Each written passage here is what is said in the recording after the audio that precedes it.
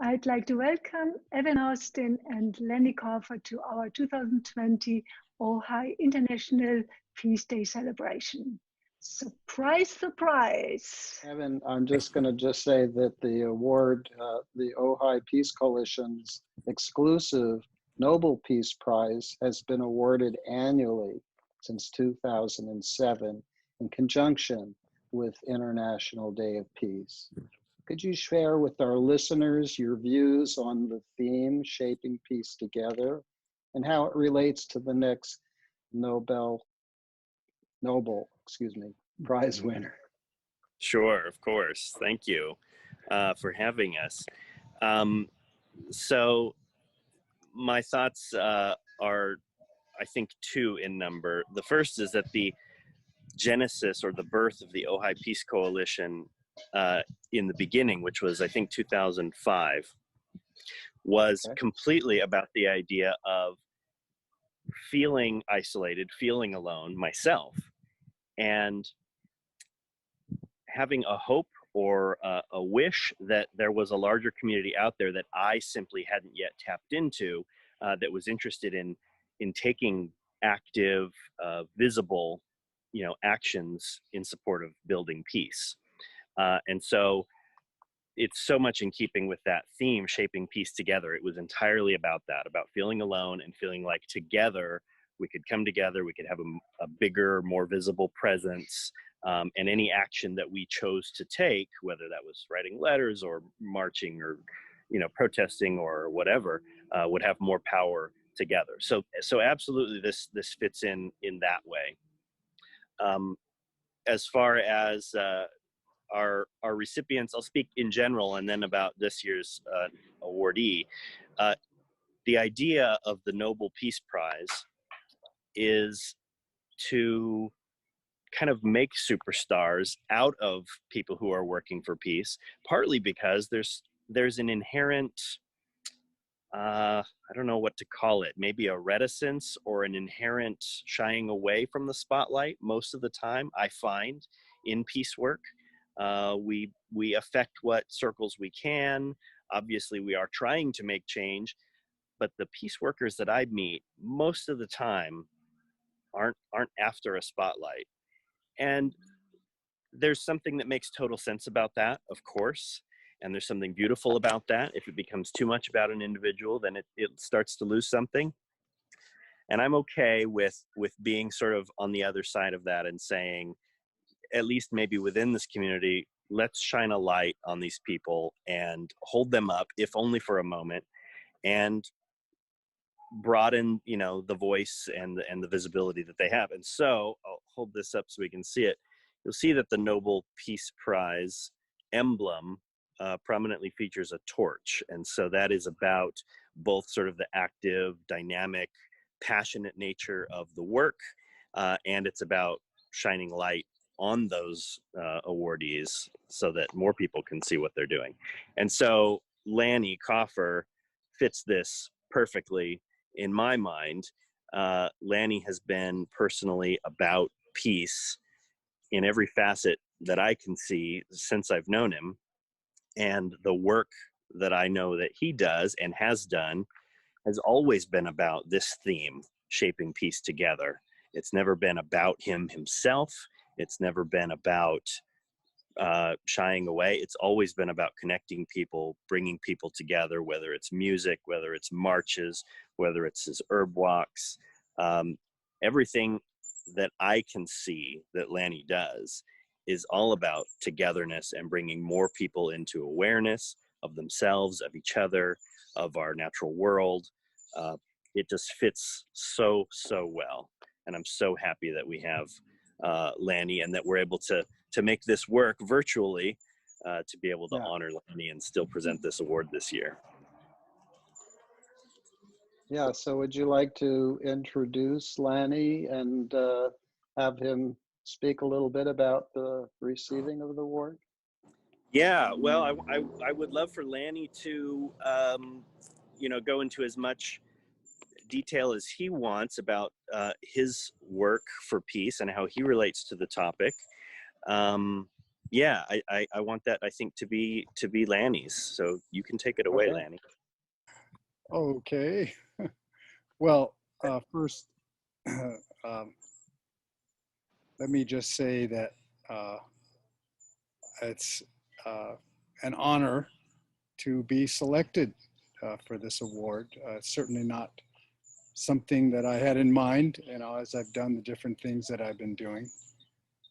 And I, I have to say, I don't really see myself these days as a full-on peace activist, but I guess as I thought a little bit today about what I might say in accepting this award, it occurred to me that peace, that love, nonviolence are really at the heart of everything that I believe in, and kind of the thread that weaves together all the different things that I do and have done with my life.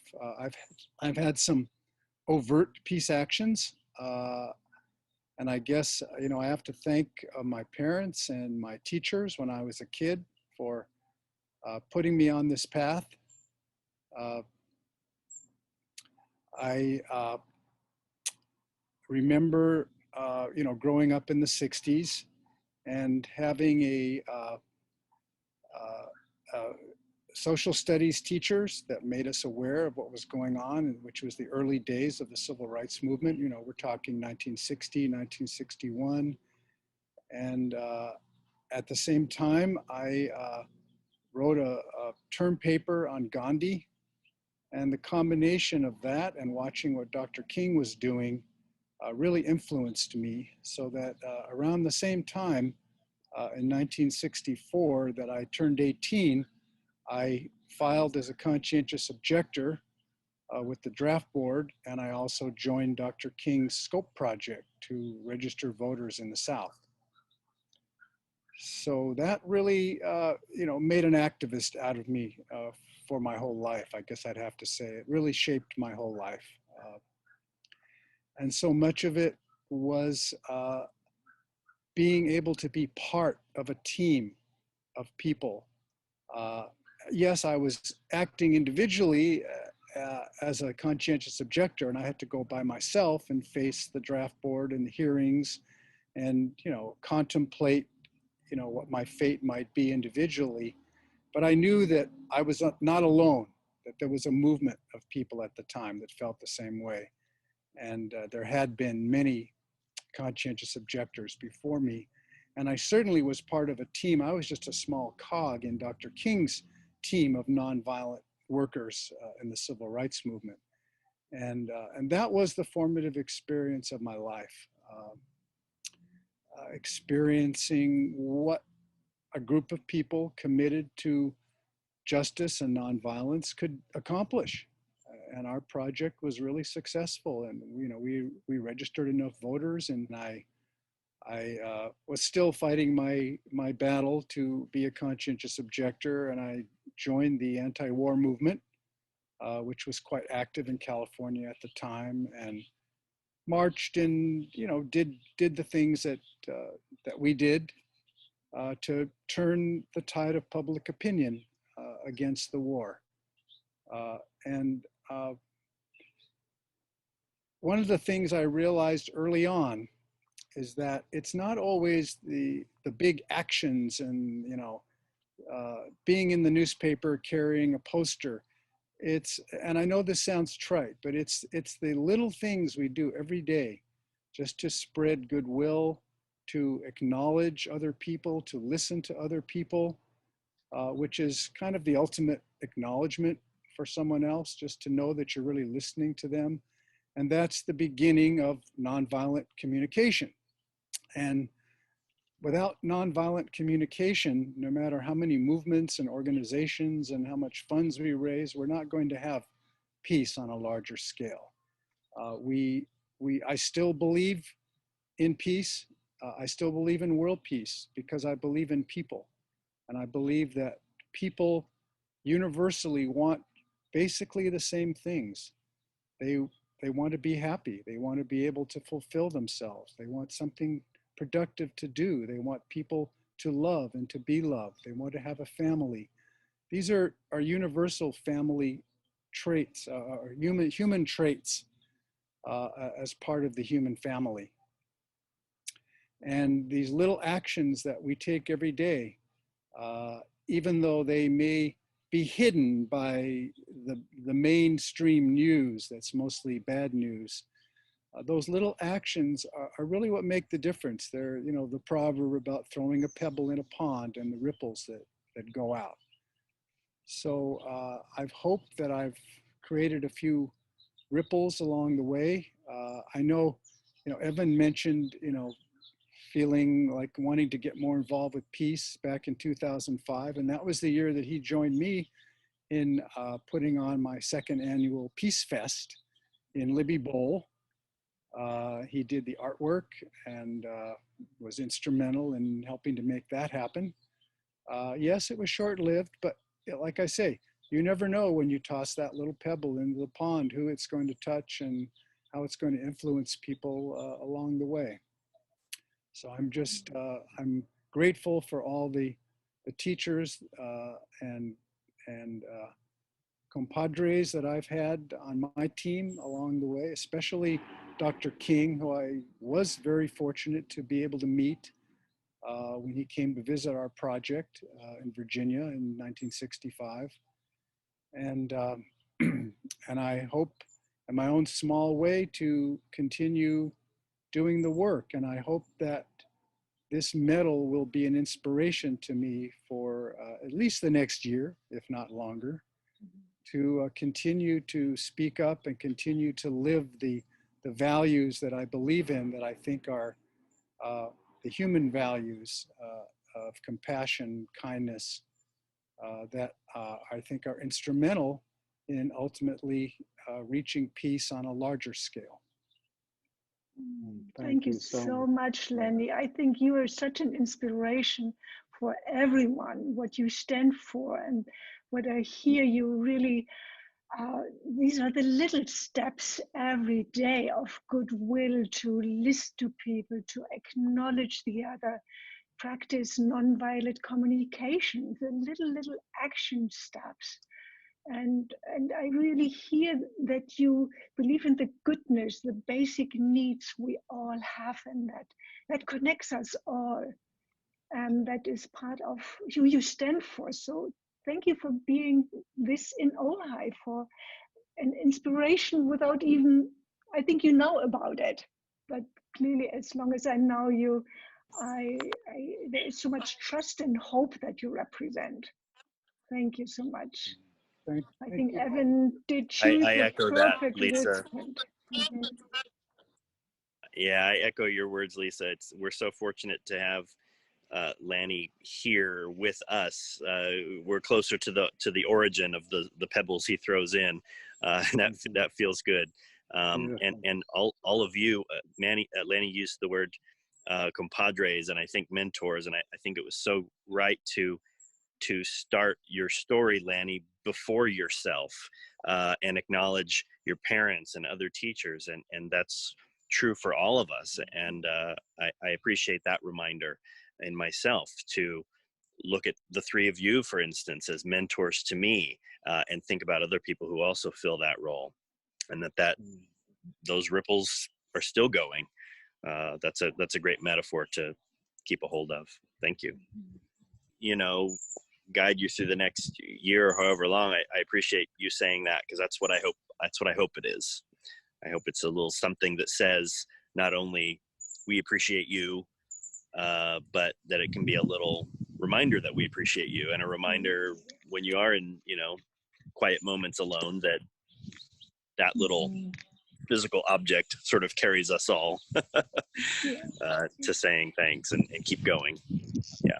It appears that we're living in dark times, and I'm sure that people have said that many times in human history. And at the same time, for some crazy reason, I have hope that humans, that the human family is waking up to its true heritage and its true future, which is to become a one human family. Right. And we have all the tools, the technology to do that now. It's just going to take the will and probably some younger generation that has that knows how to manipulate all this technology in a better way to get us all connected and able to speak and to support each other. Breakthrough versus breakdown. So pointing towards what you were saying, Lenny, like, let's wake up as one humanity. Right. And that's another reason for me why the theme works so well here, is because what I find is that nobody can sustain that level of energy, that level of hope constantly, right? My experience is we wax and we wane.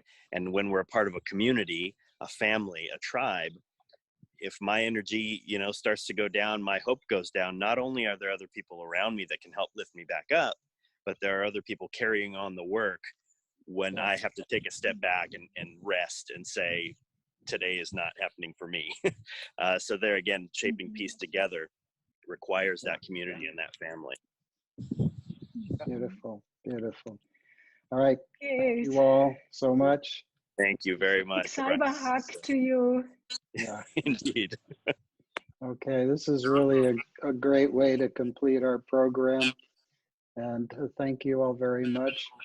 I think we'll call this a close, and may peace prevail. Thank you all. Happy Peace Day.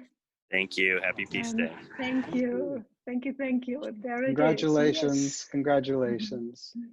Peace Thanks. be with you guys.